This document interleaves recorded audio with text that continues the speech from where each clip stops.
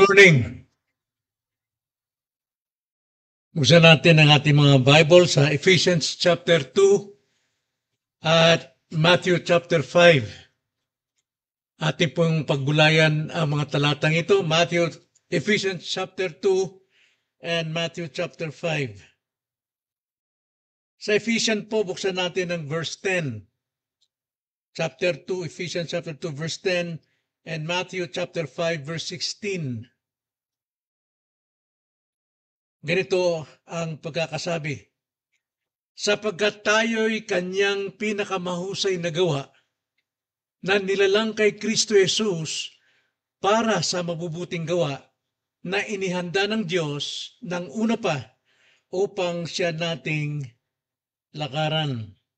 Matthew 5:16, ganito ang sabi. Paliwanagin ninyo ng gayon ang inyong ilaw sa harap ng mga tao upang makita nila ang inyong mabubuting gawa at luwalhatiin nila ang inyong Ama na nasa langit. Dalawang talata na may kaugnayan po sa mabubuting gawa. Good works po ay isang paksa na kung saan napakalaga sa buhay ng Kristiyano sapagkat ito po ay isang katunayan ng pagiging isang anak ng Diyos. At igi ito na maunawaan natin upang tayo po ay makapamuhay ng tama ayon sa kanyang biyaya. Tayo manalangin mga kapatid.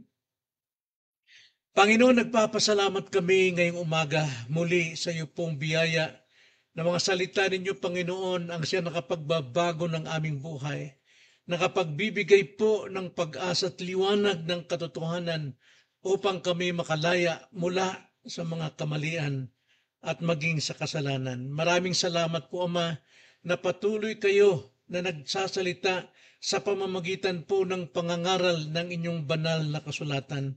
Kaya naman patuloy niyo kaming patibayin, palaguin sa aming pong pamumuhay pananampalataya, lalo na po sa mga gawang mabubuting gawa. Ito ang aming dalangin sa pangalan ng Panginoong Hesus. Amen. Importanteng maunawaan natin ang paksang good works. Bagamat ito'y ating natalakay na the last time, noong Sunday, ngunit hindi pa po ito ang kabuuan. Ang good works po ay isang paksang dapat nating pagtibayin sa ating buhay sapagkat ito ay ipinag-uutos ng Diyos at ipinag-uutos sa kanyang banal na salita. Na alam natin, lahat ng good works, lahat ng mabubuting gawa ay pawang sa Diyos. Sa Kanya nagmumula ang mabubuting gawa. Ngunit ito po ay nakadepende kung sino ang gumagawa. Marahil ito'y ginagawa ng isang taong matuwid at maaari itong gawin ng mga taong masama. Kaya dapat nating maunawaan ang pagkakaibang ito gaya ng aking illustration noong nakaraan. Sa palagay ninyo, sino ang mananalo sa dalawang pusang nag-aaway, isang puti at isang itim? Walang makapagsasabi sa atin, manghuhula tayo, maring puti, maring itim. Ngunit ang nakakaalam lamang kung sinong mananalo ay yung mismong may-ari ng mga pusa kung sino yung kanyang binusog. Yun ang tiyak na mananalo. Gayon din sa atin po, sa buhay ng tao sa mundo, Christians or non-Christians, sino ang kalugod-lugod sa Diyos, tanging ang Diyos lang ang nakakaalam, sapagkat siya ang may lagay o nagbigay ng bagong puso sa isang tao. Kaya napakalaga nating maunawaan ang paksang ito. Tinalakay natin simula, the last time, yung mabubuting gawang gawa ng matuwid, ng mga matuwid. Now, sino yung mga matuwid? Hindi matuwid sa kanilang sarili, kundi sila'y pinagpaging matuwid ng ating Diyos. Gaya ng sinasabi sa 2 Corinthians 5:21, na si Kristo na walang kasalanan, ginawang kasalanan, siya yung namatay sa cross upang sa kanyang kamatayan tayo na mga mananampalataya sa Kanya ay Kanyang gawing katuwiran. Yung ating kasalanan Hinakap ni Kristo, kinamatayan sa krus, at yung kanyang katwiran ang siyang ibinigay sa atin, kaya tayo naging matuwid. Hindi sa ating mga sariling pagsisikap, hindi sa reliyon, hindi sa anumang ginagawa ng tao ang pagiging matuwid, kundi dahil sa gawa ng Diyos sa kanyang buhay. Kaya nga sabi sa 2 Corinthians 5:17, ang sino mang na kay Kristo ay isang bagong nilalang. Wala ng kanyang lumang pagkatao, kundi lahat ay nagbabago. Kaya po siya ay isang bagong tao, isang bagong nilalang, isang bagong taong matuwid. At ginawa ito ayon sa Ezekiel chapter 36 verse 26 to 27 tungkol po sa pangakong bagong tipan na binigay ng Diyos pagdating po sa biyaya, na kapag kang isang tao na makasalanan tinawag ng Diyos at ipinanganak na muli, binibigyan siya ng bagong puso, binibigyan siya ng bagong espiritu, inaalis ang kanyang pusong bato at pinapalitan ng pusong laman. At pagkatapos ang sabi sa verse 27, ang Diyos ang siyang naglalagay ng bagong espiritu sa ating mga puso. At alam natin kung anong espiritu yon, kaninong espiritu? Galatians 4:6, espiritu ng kanyang anak na si Kristo, kaya tayo nakatawag ng Aba. At continue roon sa Ezekiel 36:27, ang sabi, at tayo'y palalakarin niya ayon sa kanyang tuntunin. Ang Diyos ang magbibigay sa atin ng kakayanan. Binigyan tayo ng bagong puso, binigyan tayo ng bagong espiritu, tiniran tayo ng espiritu ng Diyos, pero siya pa rin ang nagbibigay sa atin ng kakayanang lumakad sa kanyang kautusan, at siya pa rin nagbibigay sa ating maingatan natin ang kanyang mga salita o kautusan upang siya mabigyan natin ng kapurihan. So, sa tuwing tayo ay gumagawa ng mabubuting gawa, mga kapatid, ano pong nakikita sa atin? Nakikita sa atin yung katangian ng Diyos sa buhay natin. No? Sapagkat yung katangian good works sa Diyos nagmula yan. Kaya nga sabi sa Ephesians 2:10, tayo'y pinakamahusay na gawa ng Diyos kay Kristo para sa mabubuting gawa na itinakda na ng Diyos na siyang dapat nating lakaran. Kaya sa tuwing tayo gumagawa ng mabubuti sa ating kapwa, nakikita sa atin ang katangian ng Diyos. Kaya nga sabi Matthew 5:16, pagliwanagin ninyo ang inyong liwanag. Ipakita ninyo ang mabubuting gawa upang ang mga tao ay matutong magpuri sa ating Diyos. By the way, mga kapatid, dapat nating malaman na mayroon pong dalawang katangian o karakter ang Diyos. Kung tawagin niya sa doktrina is attributes of God. Mayroon pong dalawang klase. Unang-una po, yung tinatawag na communicable attributes of God, at ikalawa, incommunicable attributes of God. Pag sinabi pong incommunicable attributes, yung po yung mga katangian ng Diyos na siya lang ang nagtataglay. Hindi maaring maipasa o maibigay sa iba. Tulad halimbawa ng kanyang pagiging all-powerful, sa kanya lang yon. Sa kanyang pagiging sovereign, sa kanya lang yon. Pero yung pong communicable attributes, mga kapatid, ito'y naibabahagi sa kanyang mga tao tulad ng love. Mayroon tayong love. Tulad ng holiness, nakakataglay tayo ng attributes ng Diyos. Good works, yan po'y sa Diyos pero naibabahagi sa atin. Kaya sa tuwing tayo'y gumagawa ng kabutihan sa ating kapwa, nakikita ang katangian ng Diyos sa atin. Kaya nga ang sabi sa Matthew chapter 5 verse 43 hanggang 45, ang sabi rin yun sa dating sa lumang utos, ibigin ninyo ang inyong kaibigan, kamuhian ninyo ang inyong kaaway. Pero pagdating sa verse 44, ibigin ninyo ang inyong kaaway. Ipanalangin ang mga umuusid sa inyo sapagkat Dito makikita na kayo'y mga anak ng Diyos. So sa ating pong paggawa ng mabubuting bagay sa ating kaaway, actually nakikita yung katangian ng Diyos na sa atin. Sapagkat ang Diyos ay nagpapaulan sa kanino mang tao masama ng mabuti. At siya'y nagpapasikat ng araw sa mga banal at makasalanan. Wala siyang itinatangi. Kaya pag tayo po'y nagpapakita ng mabubuting gawa, even to our enemies, nakikita po, nagliliwanag po ang ating katangian. At ang katangian yan ay si Jesus. Kaya nakikita tayo bilang mga Kristiyano. So, ang mga gawa natin ay dapat nakabatay sa kalooban ng Diyos. Maaari tayong gumawa ng good works batay sa ating remaining sin. Ang remaining sin natin, nag-uudyok sa atin, magpakita ka raw ng kabutihan para hangaan ka. I-manipulate mo ang mga tao. Pag may pera ka, pwede mong paikutin ang tao. Gusto mong ang tao ay gumalang sa iyo, magbigay ka lang ng pera o magbigay ka ng pabor. Kung gusto mo ang tao ay magtiwala sa iyo, katulad ng ating gobyerno ngayon, kwarta po ang pinakikilos. Kaya lahat po ng namiminuno sa ating bansa ay sumusunod lamang sa may kwarta.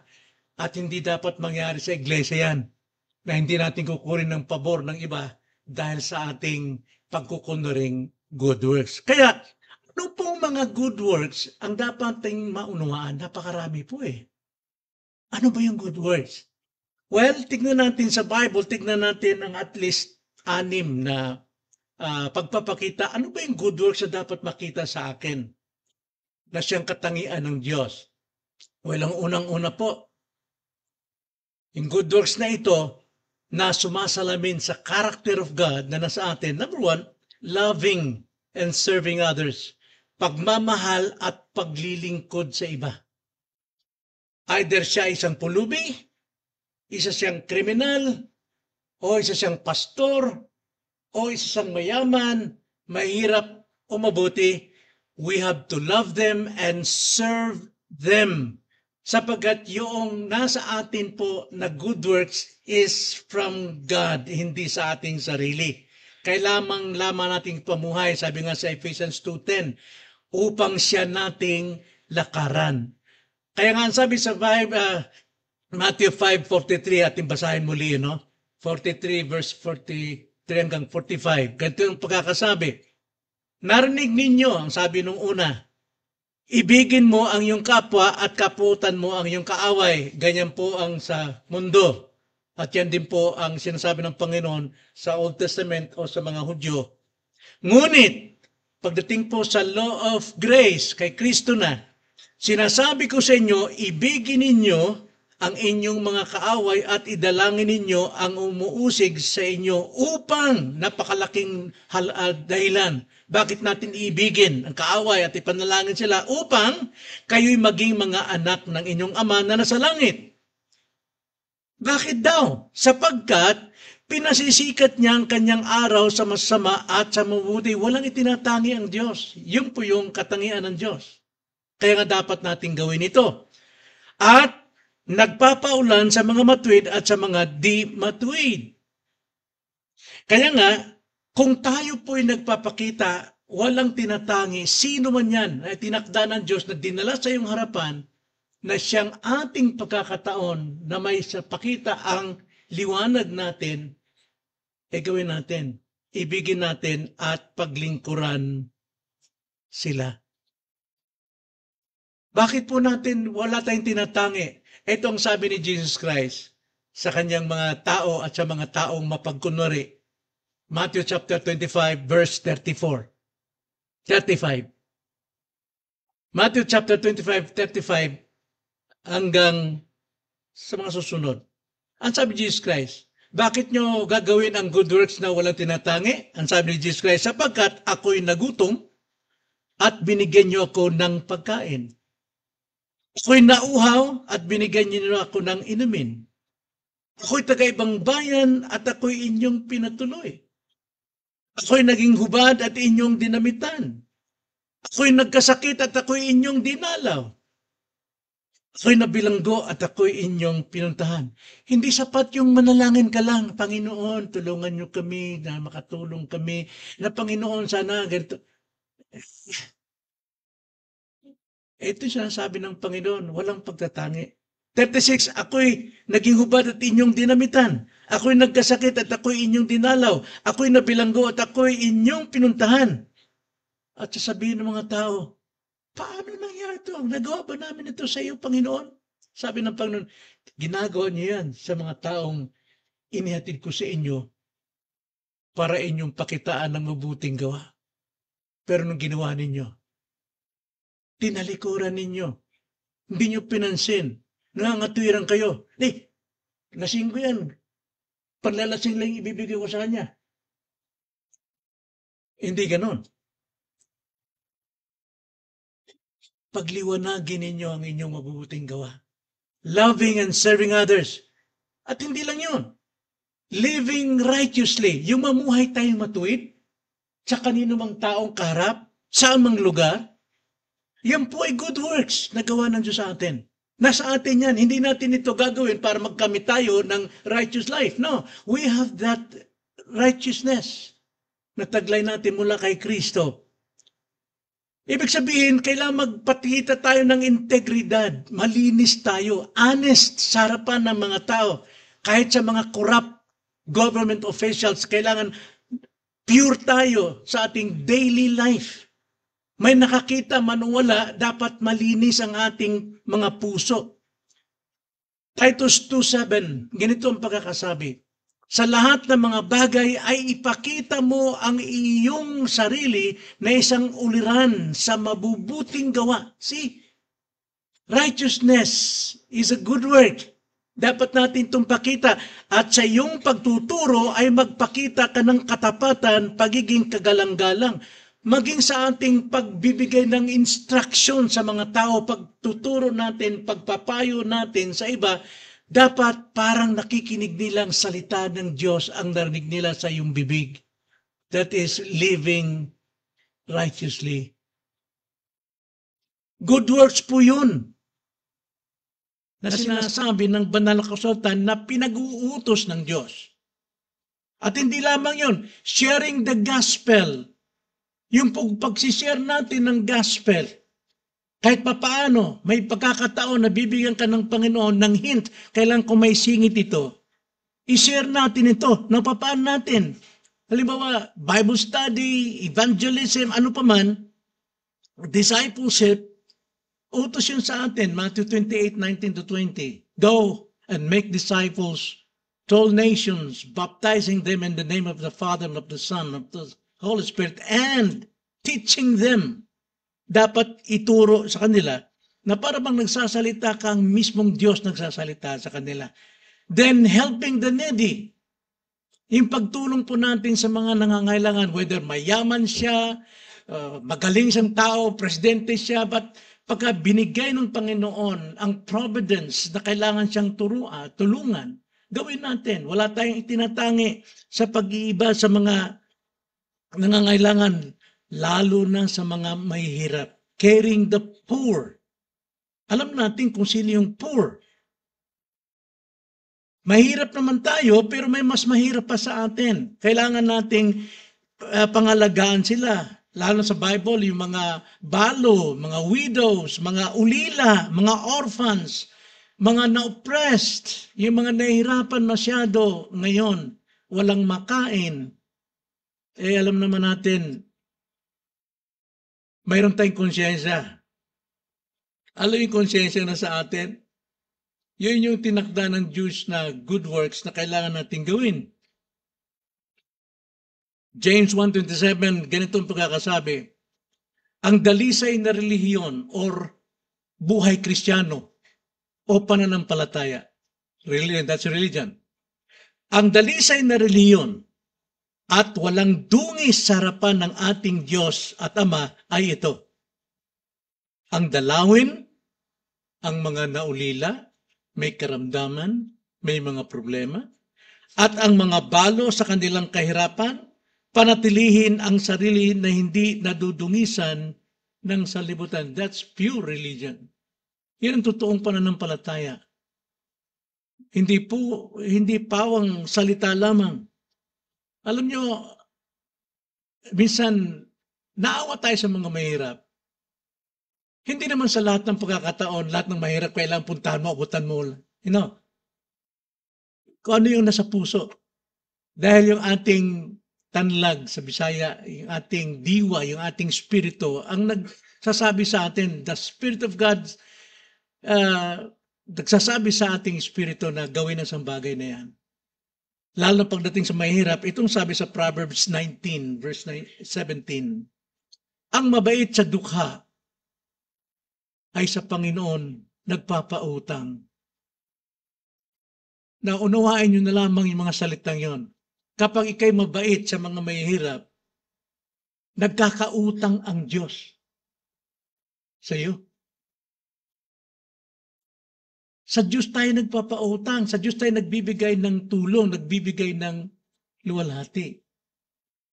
Ang mabait sa dukha ay sa Panginoon nagpapautang at ang kanyang mabuting gawa sa kanya ay kabayaran. See, sa Panginoon tayo nagpapautang, pero ang kanyang bayad sa atin ay yung good works na nasa atin. Kaya napakaganda po niyan. At iba pa, yung pong pagsasabuhay o pag-exercise ng ating mga gifts sa church. Using our talents, our abilities, anumang kakayanan natin to serve God and to serve the people of God. Mga kapatid, ito po ay isang good works. Lalo na sa ginagawa natin sa ating kapwa, dito mga bisita, kinakausap natin, ni-encourage natin, nagliliwanag yung good works sa atin. Kaya sabi ni Peter nga, chapter 4, 1 Peter chapter 4, verse 10 to 11, kung paano ang bawat isa ay tumatanggap ng kaloob, ipaglingkod ito sa isa't isa bilang mabubuting katiwala sa masaganang biyaya ng Diyos. Sino mang nagsasalita, nakikipagkwentuhan, hindi marites, sino man nagsasalita, gawin iyon ng tulad na nagsasalita ng mga aral ng Diyos. Sana maiwasan na natin ang marites, no? Sa tuwing fellowship. Kundi sa ating pag-share, share natin kung ano yung message, kung ano yung napag-aralan, ano yung natanggap mo, na para bang nagsasalita ka tulad ng salita ng Diyos, kapwa natin, to edify, to encourage one another. Kadalasan sa kwentuhan natin, alam kong hindi nyo naman ako pwede matanggihan dyan. Kadalasan yung kapitbahay natin, kapwa natin kapatid, yung kahinaan nila, instead na patibayin natin ang isa't isa, nagsalita tayo na parang Diyos nagsasalita sa kanila. Yan ang sabi. Sino mang nagsasalita ay gawin iyon ng tulad sa nagsasalita ng mga aral ng Diyos. Sino mang naglilingkod ay tulad na naglilingkod mula sa kalakasang ibinibigay ng Diyos upang ang Diyos ay maluwalhati sa lahat ng mga bagay sa pamamagitan ni Jesucristo, sa Kanya ang kaluwalhatian at kapangyarihan magpakailanman.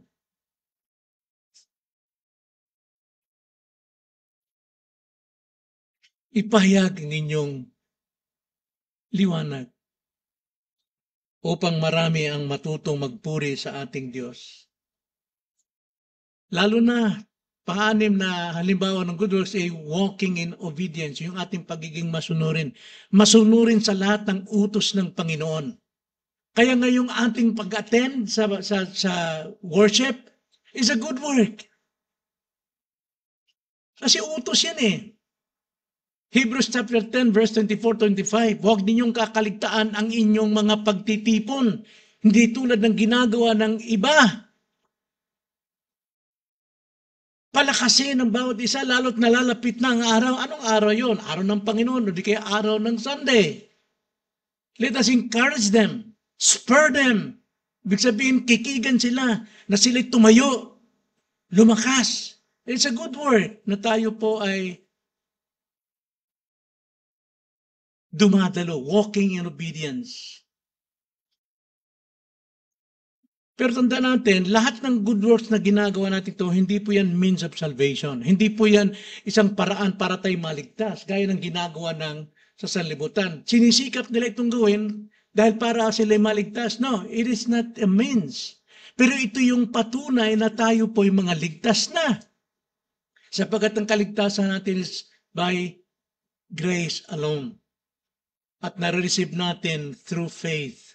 At ang faith din ay mula pa rin sa atin, Diyos, grace pa rin. Wala sa atin.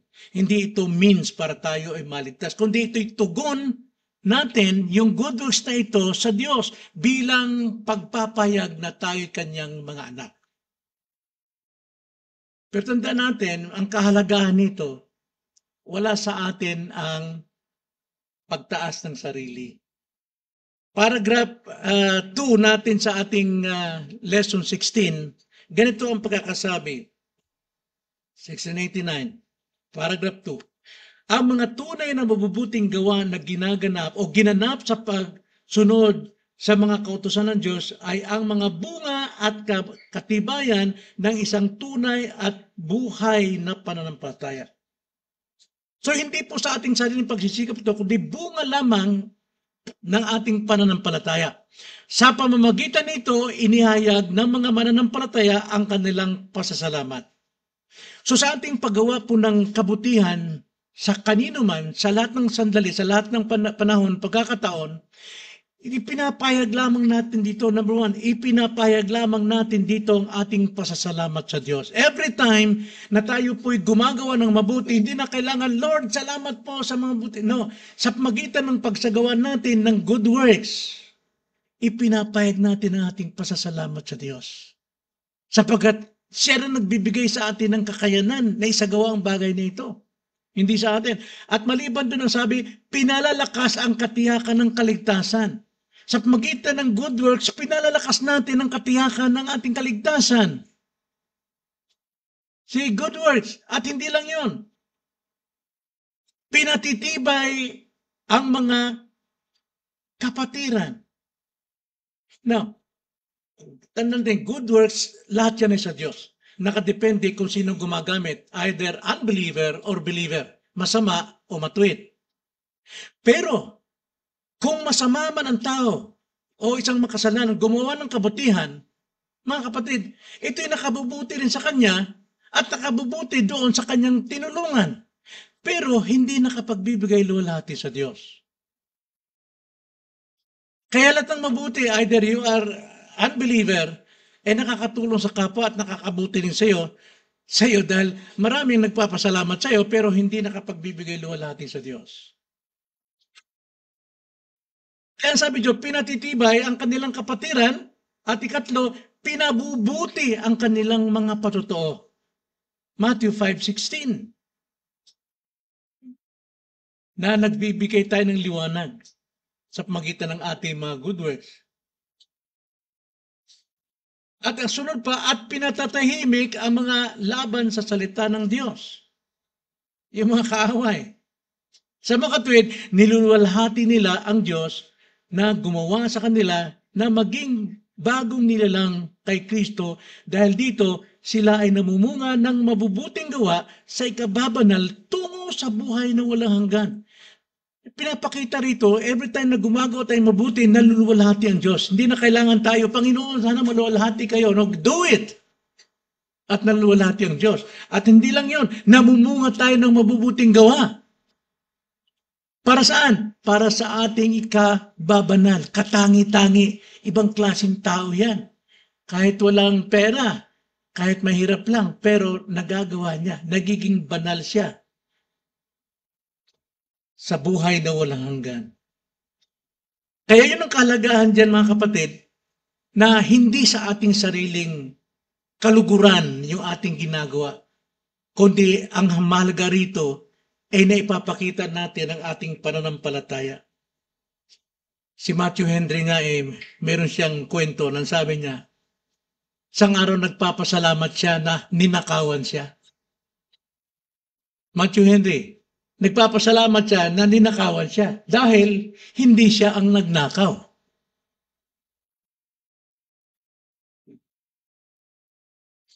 Yan po yung mga taong ang binibigyan ay ang luwalhati ng Diyos.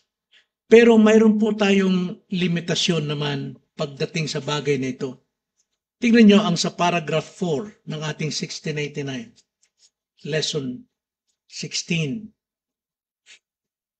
Gaano man kataas ang maabot ng believer o ng Kristiyano o ng mananampalataya sa kanyang pagsunod sa Diyos, sa buhay na ito ay hindi pa rin ito labis na pagtupad sa tungkulin, kundi ito'y kulang na kulang pa sa kanilang nararapat na gawin. So wala talaga tayo may ipagmamalaki sa lahat po ng ating naabot na pagtulong sa kapwa. Pero yung sarili natin nakatulong, naluluwalhati ang Diyos. Napapasalamatan ng Diyos, napapatibay natin ang ating kapatiran. Nagkakaroon tayo ng higit na assurance sa ating salvation and many others. Kaya napakasarap po na maunawaan natin ang pagsagawa ng mabubuting gawa. Hindi para pagmanipula ng tao, gamitin ng tao, para magtiwala sa iyo. Maraming gumagawa niyan. Kapag may kakayanan siya, may pera, pwede niyang paikutin ang tumbong ng mga tao para sumunod sa kanya. That is hypocrisy. Pero ipamuhay lang natin yung good works na sa atin na ito. May limitasyon po na kahit gaano pa kataas, kahaba, kadami ng nagawa natin, hindi pa rin na tayo nalulubos. Hindi pa rin sapat yung ating tungkulin. Kaya wag nating panghawakan yung pong doktrina ng Catholic na mayroon silang doctrines of supererogation. Ibig sabihin, kailangan gumawa ka ng gumawa ng mabuti. Tulad din ng inuutos ng Diyos na gawin ang lahat ng kabutihang ito para ikaw ay mapatawad sa kasalanan mo. Yan yung supererogation. At ginagawa rin ng mga taong ito mababait, mga taong masabi nating relihiyoso. Kung tawagin naman ay philanthropists. Yung mga taong walang magawa kundi tumulong sa kapwa tulad ni Maria at sino ito sa Catholic na namatay na. Si may babae. Mother Teresa. Yung buong buhay niya, binibigay niya bilang philanthropist. Philanthropy, tumutulong sa kapwa. Pero ang sabi dito, even Christian mananampalataya, gaano man karami ang nagawang kabutihan, hindi pa rin sapat na magawa mo ang iyong katungkulan. How much more sa mga masama, mga unbeliever?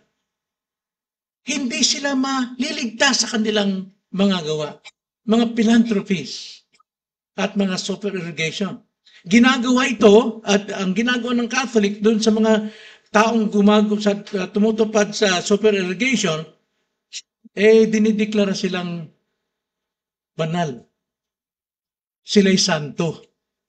Kaya nga, ang utos ng mga sa religion na ito, magdasal kayo sa mga santo dahil yung sobrang niyang gawang kabutihan ay may papasa sa iyo. Nang sa ganon, makaangat ng isang hakbang paamo sa purgatorio. Yan po ay hindi sang-ayon sa gospel of God. Pero sa atin as Christian, gumagawa tayo ng kabutihan dahil taglay natin ang attributes of God. Communicable attributes of God. Nakikita sa atin si Kristo. Naririnig sa atin si Kristo. Lalo na kung sa pangangaral, kailangan ang pangangaral ay tapat sa teksto, tapat sa pagtingin ng pangangailangan ng mga tao na sila'y lumago, na sila'y maliwanagan, na sila'y ma-convert, na sila'y mabago. Hindi pagpapakita lang ng galing, kailang humanga sila. Hindi yun ang tamang good works sa preaching. Preaching is to convert people. Kailangan silang mabago. matuto sa katotohanan, hindi humanga sa tagapangaral. Hindi po yung tamang good works. So sa mga katwid, tama yung sinabi ni Jesus Christ sa kanyang parables sa Luke chapter 17 verse 7 to 10. Basahin natin. Ganito ang sabi. Sino sa inyo na mayroong aliping nag-aararo o nag-aalaga ng mga tupa ang magsasabi sa kanya pagkagaling sa bukid, pagod na itong alipin, ano? Grabe trabaho niya sa kanyang amo. Pupunta sa bahay at magdideklara siya sa amo, sasabihin niya, pumarito, sabihin ng amo pala, pumarito ka agad at maupo sa hapag ng pagkain. Sasabihin ng amo, naku, pagod na pagod itong aking trabahante. Ikaw maupo ka, pahinga ka dyan. Bigyan kita ng pagkain, tubig, lahat aragon, papaypayan kita. Sa halip, ang sabi sa 8, sa halip, hindi ba niya sasabihin sa kanya, ipaghanda mo ako ng hapunan. Imbis yung amo ang mag-uutos sa kanya, ipaghanda mo ako ng hapunan, magbigkis ka, paglingturan mo ko hanggang sa ako'y makakain at makainom. Pagkatapos ay kumain ka at uminom. Di ba yun ang tama? Hindi yung amo maglilingkod sa kanyang empleyado. Kundi kahit yung empleyado pagod na sa sobrang trabaho, sasabihin ng amo, paghainan mo nga ako. Susundin niya. Ito ang sabi. Verse 9, pinasasalamatan ba niya ang alipin sapagkat ginawa niya ang iniutos sa kanya? Ito ngayon, ang gospel para sa atin. Gayon din naman kayo, kapag nagawa na ninyo ang lahat ng mga bagay na iniutos sa inyo ng Diyos, ng inyong sabihin, kami mga aliping walang kabuluhan, ginawa lamang namin ang aming katungkulan. Yun po yung tamang attitude, tamang espiritu ng isang Kristiyano. Na hindi pinagmamalaki yung kanyang husay galing sa kanyang ginagawa na dapat siyang hangaan. Kundi, ginagawa ko lang ang biyayang pinagkaloob sa akin ng Panginoon. Sapagkat ang biyaya ng Diyos ay nagmumula sa Kanya. Ito'y sa pamamagitan niya at ito'y para sa Kanya. To Him be the glory. Romans 11:36. Kaya, good works po, naluluwalhati ng Diyos, mayroon tayong pakinabang, tumitibay tayo sa ating kaligtasan at sa ating kabanalan, pero hindi para sa ating kapurihan at kaluwalhatian. So lahat ng ito, mga kapatid, na nagagawa natin, tinitignan ng Diyos kay Kristo lamang. Kay Kristo lamang.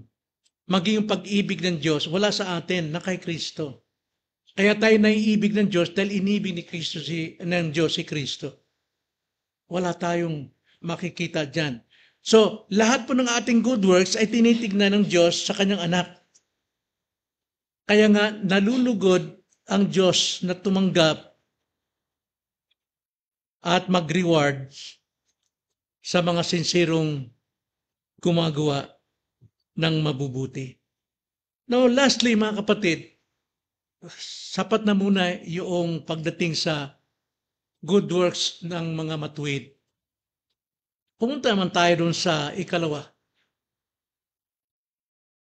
Ikalawa, yung pong suppose o inaakalang good works ng masasama.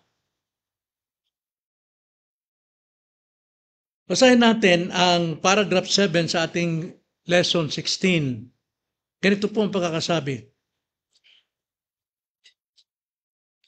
Ang mga ginawa na mga di ipinanganak na muli ay nananatili pa rin gawang makasalanan. Kahit na ang mga ito ay iniutos ng Diyos at kapaki-pakinabang sa kanilang sarili at sa mga iba. Ito ay dahil sa ang mga ito ay hindi nanggaling sa pusong nilinis ng pananampalataya. Hindi sila ginawa sa tamang paraang ayon sa salita ng Diyos. O hindi nila nagagawa yung good works na yon sa tamang paraang ayon sa salita ng Diyos. Hindi sila, o yung mga good works na yon, ginawa sa layuning luwalhatiin ng Diyos. Kaya, Hindi sila, again, yung mga good works, makapagbibigay lugod sa Diyos ni hindi sila maaring maging marapat na tumanggap ng biyaya. Gayunpaman, ang pagpapabaya sa mga ito ay higit na makasalanan at di makapagbibigay lugod sa Diyos kaysa pagganap ng mga yaon. Bakit po sinasabi kong suppose? Inaakala, sapagkat hindi sila makakagawa talaga ng good works na ang Diyos ang nasisento at ang Diyos na luwalhati, kundi sa kanilang sarili lang yun. Bagamat ito ay mabubuti, may pakinabang sa kapwa at may pakinabang din sa kanyang sarili. Kaya nga, dapat nating maunawaan ito. Now, ang tinutukoy itong masama, dapat natin pakatandaan ang ating pong doktrina when it comes to total depravity of man. Na ang tao po ay ganap na masama. Yun ang doctrines of total depravity. Kaya ng ating mga pag-aralan, so many years na si Adan, nung siya likain, tulad siya at may halimbawa sa isang basong malinis, puno ng tubig, napakalinis. Sapagkat wala siyang mansa ng anumang kasalanan, kasamaan sa kanyang buhay. Crystal clear ang tao nung una, nung hindi pa nagkasala. Ngunit nung magkasala si Adan, isang kasalanan lamang, kumbaga isang patak ng tinta na pumatak doon sa malinis na baso, yung isang patak na tintang yun, anong mangyayari? Kakalat yan sa buong baso. Makokontaminate ang buong baso nung buong pagkatao ng isang tao. Kaya kung titignan natin, wala nang mabuti dyan. Lahat ay masama. So yung kasamaan dito ng tao, hindi tumutukoy sa kanyang gawa na siya ay rapist, criminal, siya ay magnanakaw, hindi tumutukoy doon. Kundi tumutukoy sa kanyang posisyon bilang makasalanan. Na sa kanyang pagkamakasalanan, walang malinis sa kanya, totally depraved. Totally masama siya. Kaya ang tawag po sa isang taong sinner ay ganap na masama. Iyon pong ibig sabihin dito. Na kahit masama siya, hindi nangangahulugan na hindi siya makakagawa ng mabuti. Nakakagawa siya ng mabuti pero mula sa kanyang pagiging masama. Naunawaan ba mga kapatid? Masama pa rin ang ibinibigay niyang kabutihan. Bagamat yung kabutihan binibigay niya, halimbawa ako, isang pastor, at may isang taong hindi mananampalataya, miyembro siya ng Buddhist o Muslim o Catholic, bibigyan niya ako ng tulong, abay tatanggapin ko. Dahil ito'y para sa akin, isinusugo ng Diyos ang isang asno para tulungan ako. Ganun ang Panginoon gumamit. Pero hindi ibig sabihin, ang Diyos na luluwalhati sa Kanya, tatanggapin niya lahat ng karangalang yun sa Kanya.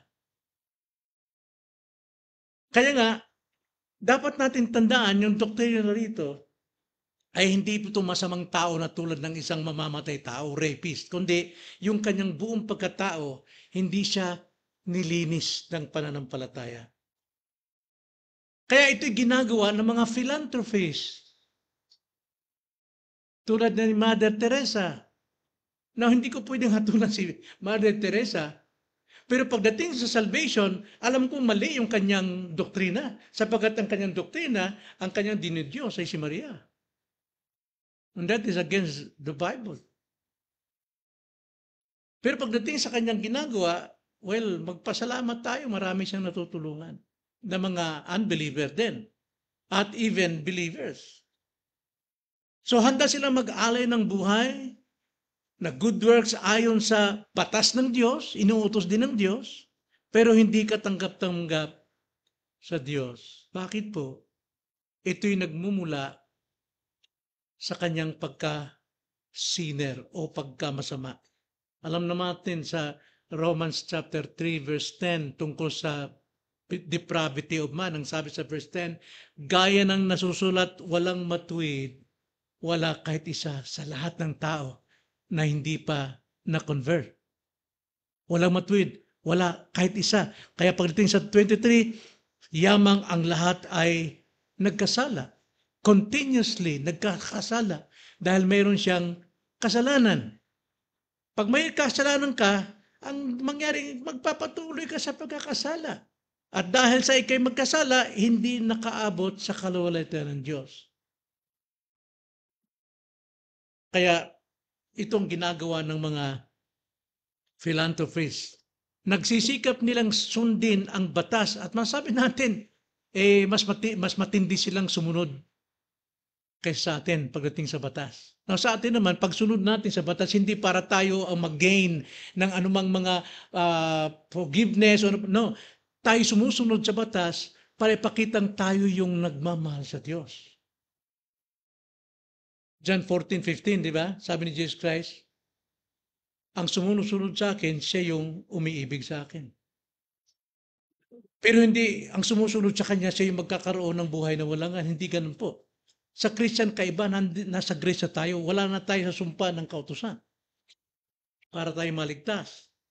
Kundi ginagawa natin, ang sumunod sa kautusan to show love to God, number one. Para tayo magkaroon ng kaalaman tungkol sa mabuti at masama. Para makita natin ang ating pagkamakasalanan, kailangan natin tignan ng batas. Nang sa ganun tayo po ay makapamuhay ng ayon sa kalooban ng Diyos. So ang ginagawa nilang kabutihan hindi para sa Diyos, kundi para sa kanilang sariling kaluwalhatian. Kahit na siya'y pinakamabuting tao sa mata ng tao, hindi pa rin siya mabuti sa mata ng Diyos. Itong sinabi ni Jeremiah tungkol doon po sa mga unconverted, sa mga masama, sa mga ganap na masama, makasalanan.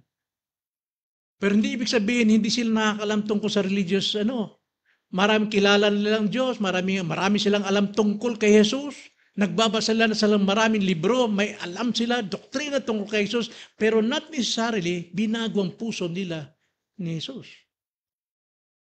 Kaya hindi mo minsan maunawaan kung sino yung totoong Kristiyano at hindi totoong Kristiyano. Ito'y makikita lamang sa good works. Nagliliwanag ito.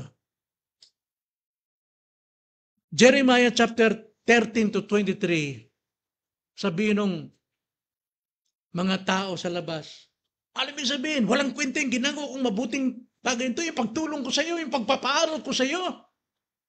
Yung lagi kong pag-ano sa iyo every morning. Ibig sabihin, walang pangyayari yan.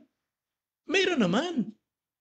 Pero wala itong ikabubuti sa iyo. Lahat ng ginagawang pagsisikap dahil gusto mong lagi kang binabayaran ng pasasalamat o ano pa mang sa tuwing mayroon kang gagawin.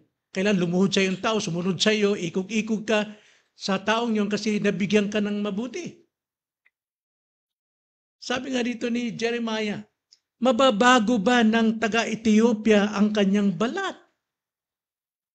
Alam niyo Ethiopia? Ito yung mga taong talagang itim na itim talaga. Yung kanilang pagkaitim ay parang violet na. At marami akong nakikita even in Saudi na gumagamit ng mga mitatayon ba yun, na talagang pumuti. Pero ibang klaseng puti. Putim pa rin. Hindi pa rin mababago.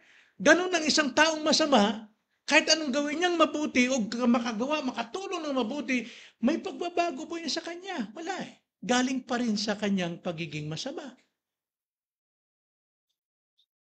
O ang leopardo, ang kanyang mga batik, pwede bang tanggalin mga leopard yung kanyang mga batik itim-itim na ganyan? Wala po. Ganon din ang isang taong makasalanan, hindi siya pwedeng magiging mabuti o ligtas sa pamagitan ng kanyang mabubuting gawa.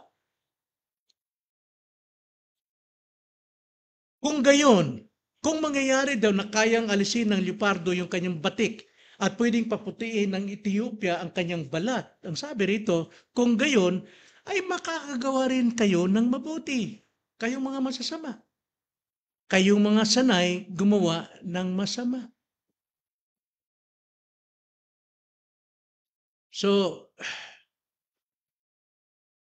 huwag po tayo magpapaniwala doon sa mga santo at mga niluluhuran ng mga tao na nananalangin. Maniwala kayo sa mga buhay na santo, kayo yun. Dahil nakikita sa inyo ang totoong katangian attributes ng God, yung kanyang communicable attributes sa inyo. Nakagawa man tayo ng mabuti, natutulungan natin, o ng mga tao, yung mga unbeliever, yung mga taong nangangailangan, even Christians, that is common grace. Sa loob, sa Diyos pa rin yan. Nakita niyo si Cornelius? Napakilala si Cornelius sa Acts chapter 11, di ba? Si Cornelius, isang mabuting tao. Nananalangin palagi. Nagbibigay sa mga mahihirap, tumutulong sa mga may karamdaman, ang lahat. Kaya nga punong-puno yung kanyang sambayan ng mga taong talagang nagtitiwala sa kanya. At ang sabi doon sa Acts chapter 11, nasa langit, nakarating ang samyon ng kabutihang ito ni Cornelius. Nakarating. Naging alaala ng Diyos. Now, lahat ng ginagawa ng good works, itong mga politics na ito, alam natin, hindi ito nawawala sa paningin ng Diyos. Nandun yan. Pero si Cornelius, bilang isang devout man, talagang taglay niya na kumikilala sa totoong Diyos, pero hindi pa rin siya ligtas. Ang sabi sa kanya ng anghel, Cornelius, patawag mo si Peter, nandun sa kabila, ibayo, sa Joppa. At hayaan mong mangaral sa inyo nang sa ganun malaman ninyong katotohanan sapagkat katotohanan lang makapagpapalaya sa inyo. That's it. Kung tawagin po yung good works ni Cornelius, kung tawagin transitional good works, dahil patungo na siya sa promised Messiah. Hindi siya pinabayaan ng Diyos. Na alam naman natin, sino mga unbeliever na gumagawa ng mabuti, alam kong mayroon pong nagsasalita sa kanilang mga konsensya kung saan sila dapat pumunta. Pero kadalasan, hindi nila pinapansin ito, mas naniniwala sila sa kanilang pinaniniwalaang relihiyon. Now, sobra na po ako mga kapatid. Tapusin na natin. So nakita natin ang pagkakaiba ng good works ng righteous and supposed good works sa mga masama or wicked. Ano pong aral ang nakikita natin dito na kadalasan ating napagkakamalan? Number 1, huwag nating kainggitan ang good works ng mga unbeliever. Huwag nating kainggitan ang good works ng mga masasama. Kadalasan sa atin, gusto nating pantayan o higitan pa ang kanilang ginagawa. Wala na tayong katulad, kundi nagiging katulad tayo sa kanila. Good works po na ating ginagawa, ito'y kaloob lamang ng Diyos sa atin. Na nanuluwalhati ang Diyos kapag ito'y ating pinagliliwanag sa buhay. Hindi ito sapat para tayo po ay bigyan ng kaluguran ng Diyos. Kulang ang ating good works para mabayaran natin ang Diyos sa ating kaligtasan, sa ating kapatawaran. Ginagawa lamang natin ito sapagkat ito'y ating tungkulin bilang isang alipin. Kaya walang sino man sa atin nagmamalaki. Pero dapat nating ipinagmamalaki ang Diyos kapag naluluwalhati siya sa ating buhay na tayo gumagawa, yumayaman sa good works, mga kapatid. Na gusto kong bigyan ng pansin ito. Ayaw kong alisin ang katotohanan ito na dapat tayong yumaman sa ganitong mga mabubuting bagay. Ang sabi po sa 2 Corinthians chapter 9, verse 8 to 9, saan nagmula ang ating kakayanan para may sagawa ang good works? Bagamat ito'y sa context ng giving. No? At kaya ng Diyos, sabi sa verse 8, 2 Corinthians 9, at kaya ng Diyos na pasaganain ang lahat ng biyaya sa inyo upang sa pagkakaroon ninyo ng sapat sa lahat ng bagay ay palagi kayong sumasagana sa bawat mabubuting gawa. Only from God nagmumula. Siya magbibigay sa atin ng binhi, ng kakayanan. At siya rin magbibigay sa atin. Context dito is pera. Ang Diyos din nagbibigay sa atin ng hanap buhay, nagbibigay sa atin ng kakayanan na magkaroon ng salapi upang tayo po'y sumagana sa pagkakaloob sa iba. Yun po yung purpose, kaya tayo pinagyayaman ng Diyos. Verse 10, gaya ng nasusulat, siya ang nagsabog, siya ang nagbigay sa mga dukha. Ang kanyang katwiran ay nananatili magpakailanman. Siyang nagbibigay ng binhi, ang Diyos sa atin, sa maghasik, sa ating Kristiyano, at ng tinapay bilang pagkain ay siyang magbibigay at magpaparami ng inyong binhi upang ihasik at magpaparami ng mga bunga ng inyong pagiging matuwid, pagiging mabuti. Well, kung atin pong gamitin yung katwiran, gusto kong yumaman kaya kailangan yumaman ako sa pagbibigay. Hindi po ganun yun. Tanda natin, Diyos lamang bibigay sa iyo ng kakayanan at pagkakataon kung sino yung dapat mong tulungan upang ikaw naman ay yumaman, sumagana sa mabubuting gawa nito. 1 Timothy chapter 6, verse 18 to 19. Dapat silang gumawa ng mabuti, maging mayaman sa mabubuting gawa, bukas ang palad at handang mamahagi. Sa gayoy, magtitipon sila para sa kanilang sarili ng isang mabuting saligan para sa inaharap upang sila'y makapanghawak sa tunay na buhay. Upang makapagasik. Na alam naman natin sa Matthew chapter 5, I think, hindi ko matand, na yung mabubuting gawa, yun yung ating paghasik ng kayamanan sa langit. At hindi tayo maghasik sa kayamanan sa lupa. Kaya, mga kapatid, huwag nating kainggitan ang supposed good works ng mga unbeliever, ng masama. Kaloob lang ito sa atin. Kaloob lang din sa kanila. Kailangan ang ating pong focus is to glorify God sa ating buhay, sa ating good works.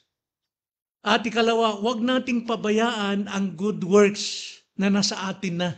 Hindi natin ito gagawin para makaangkin tayo ng blessing sa Diyos. No, nasa atin ang blessing. Dito tayo nilikha ng Diyos kay Kristo. Kailangan lamang ito ay ating pong isang bulat. No? Nilikha tayo ng Diyos para gumawa ng mabuti. Lahat ng good works natin ay from God. Sa Kanya lahat. Kaya nga gumawa tayo at sumagana tayo sa mabuting bagay. But be wise. Kung alam natin, lasinggo yung maglilimos na yon at aalak lamang yung ibibigay mo, palitan mo ng pera, gawin mong tinapay. At least, hindi nawawala yung katangian ng Diyos na nagliliwanag pa rin sa iyo. Hindi nagiging sakit. Okay? At tandaan, huwag nating gamitin ang ating good works, ang ating pera, para imanipula ang tao. That is hypocrisy. Mayroong kabayaran sa bagay na yan. Be sure your sin will find you. Tayo manalangin. Panginoon, maraming salamat po sa inyong mga salita.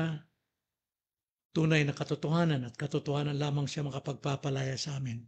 Bilang Kristiyano, Lord, kami po ngayon ay may kagalakan, kasiyahan na tumulong, gumawa ng mabuti sa lahat ng bagay para sa iyong kapurihan at kalwalhatian. Maraming salamat po in Jesus' name. Amen.